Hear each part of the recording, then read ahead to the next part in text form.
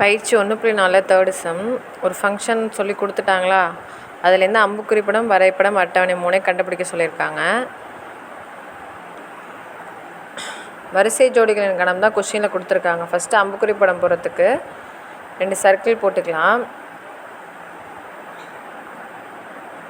போட்டுட்டு இதை வந்து ஏபி அப்படின்னு சொல்லி நம்ம மென்ஷன் பண்ணிக்கலாம். ஃபஸ்ட்டு என்னென்ன புள்ளிகள் கொடுத்துருக்காங்கன்னு பார்ப்போம். 1 2 3 அப்படின்னு வரிசையாக கொடுத்துருக்காங்களா, 1 2 3 4 5. அதை வந்து இந்த வட்டத்துலேயும், இன்னொன்று வந்து 2 2 3 2 இருக்குது, அதுக்கு ஒரு 2 நம்ம போட்டுக்கிட்டால் போதும். அடுத்து 4 3 4 போட்டுட்டு இப்போ அந்த பாயிண்ட்டை பாருங்கள். 1, 2 அதுக்கு நேராக ஒரு கோடு. அடுத்து 2, 2 அதுக்கு நேராக ஒரு கோடு. 3, 2 இது மூணுமே ஒரே 2ல் தான் போய் நமக்கு இதாகுது. அடுத்து 4, 3 அடுத்து 5, அது வந்து 4 5, 4.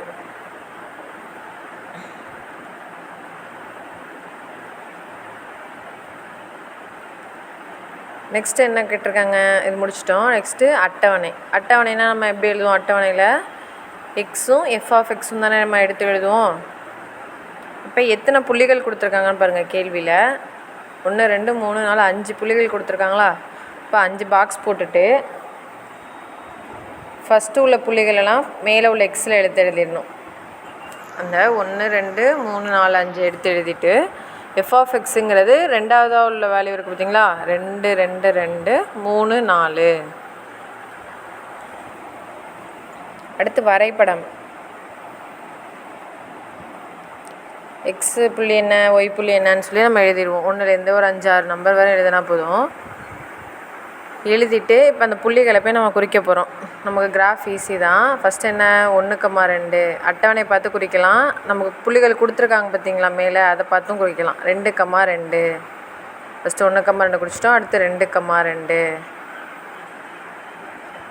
அடுத்து 3, 2 அடுத்து 4, 3. ஃபஸ்ட்டு உள்ள புள்ளி எக்ஸ் அச்சில் பார்க்கணும், ரெண்டாவதாக உள்ள இதை ஒய் அச்சில் பார்க்கணும். அடுத்து 5, 4. இந்த புள்ளிகள் குறிச்சாச்சு. இந்த சம் முடிஞ்சிடுச்சு. நெக்ஸ்ட்டு 4th சம் பார்க்கலாம். இப்போ எஃப்னு ஒரு ஃபங்க்ஷன் வந்து நேச்சுரல் நம்பர்லேருந்து நேச்சுரல் நம்பருக்கு போகுது. நேச்சுரல் நம்பர்னால் நமக்கு என்ன வரும்? இயல் எண்கள். இயல் எண்கள் எப்படி ஸ்டார்ட் ஆகும் நம்ம பார்த்துருக்கோம். இயல் எண்கள் எப்போவுமே 1லேருந்து தான் ஸ்டார்ட் ஆகும். நமக்கு என்ன ஃபங்க்ஷன் கொடுத்துருக்காங்களோ அதை எடுத்து எழுதிக்கோங்க. இது வந்து ஒன்றுக்கொன்றானது அப்படின்னு சொல்லிவிட்டு மேல் சார்பு இல்லை என நம்ம ப்ரூஃப் பண்ணணும். First natural number. அப்போ எக்ஸ் ஈக்குவல்ட்டு அந்த நேச்சுரல் நம்பர் நம்ம என்ன எடுத்து எழுதிக்கலாம், 1 2 3 up to and so on அப்படின்னு எடுத்து எழுதிடுறோம். எழுதிட்டு அந்த ஃபங்க்ஷன் இருக்குது பார்த்தீங்களா, அதை எடுத்து திரும்ப எழுதிக்கோங்க. f(x) equal to 2x - 1. ஃபஸ்ட்டு எக்ஸுக்கு பதிலாக 1, எக்ஸுக்கு பதிலாக 2 அப்படின்னு 4 வரையும் நம்ம பிரதிட்டுக்கலாம். இப்படி பிரதிட்டுறப்ப f(x)ஓட வேல்யூ எப்படி கிடைக்கும்? 2(1 - 1) 2 இன்ட்டு அது 2 × 2 - 1 2 × 3 - 1 2 × 4 - 1ன்னு கிடைக்கும். ஃபஸ்ட்டு நம்ம பெருக்கல் வகுத்தலை தான் முதல்ல பண்ணணும். ஃபஸ்ட் இங்கே பெருக்கல் தானே இருக்குது, பெருக்கல் பண்ணுறோம். 2 2 4 - 1 3 2 6 - 1 4 2 8 - 1. இப்போ இது ரெண்டையும் மைனஸ் பண்ணுறோம். இதுதான் ப்ரொசீஜர். ஃபஸ்ட்டு பெருக்கல் முடிச்சுட்டு தான் அடுத்து கழித்தல் பண்ணணும். இப்போ கழித்தல் போட்டாச்சா. நெக்ஸ்ட்டு என்ன பண்ணுறோம், இது வந்து ஒன்றுக்கொன்றான சார்புன்னு நம்ம சொல்லணும். மேல் சார்பு இல்லைங்கிறதே நம்ம சொல்லணுமா, அதனால் அந்த அம்புக்குறி படம் நம்ம போட்டுக்கலாம். இது வந்து போடணும்னு அவசியம் கிடையாது, நமக்கு பார்த்தாலே தெரியும். இருந்தாலும் ஒரு புரிதலுக்காக இதை நம்ம போடுறோம். கொஸ்டின்லேயே நமக்கு இயல் எண்கள்னு கொடுத்துட்டாங்க, நேச்சுரல்னு. இப்போ 2 சைடும் நம்ம என்ன பண்ணணும், 1லேருந்து உள்ள நம்பரை வரிசையாக அப்படி எழுதிக்கிறோம்.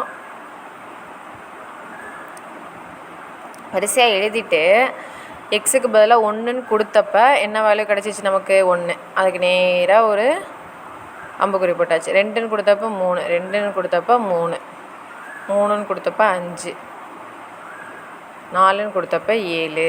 அப்போ இந்த சைடில் உள்ள ஒவ்வொரு வேல்யூக்கும் இங்கே வேல்யூ இருக்குது. அப்போ இது வந்து ஒன்றுக்கொன்றான சார்பாகும்.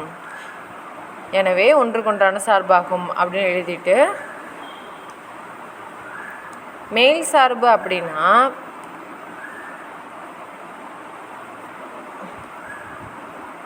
ஒன்றோடான சார்பாகனு எழுதி முடிச்சுட்டு, மேல் சார்பு அப்படின்னா இந்த சைடில் 2 4 6ன்னு இருக்குது பார்த்திங்களா, அந்த மாதிரி கேப்பே இருக்கக்கூடாது. அப்படி வேல்யூஸ் வந்து விடுபட்டு இருக்குது அப்படின்றப்ப இது வந்து மேல் சார்பு இல்லை அப்படின்னு சொல்லி நீங்கள் கம்ப்ளீட் பண்ணிடுங்க.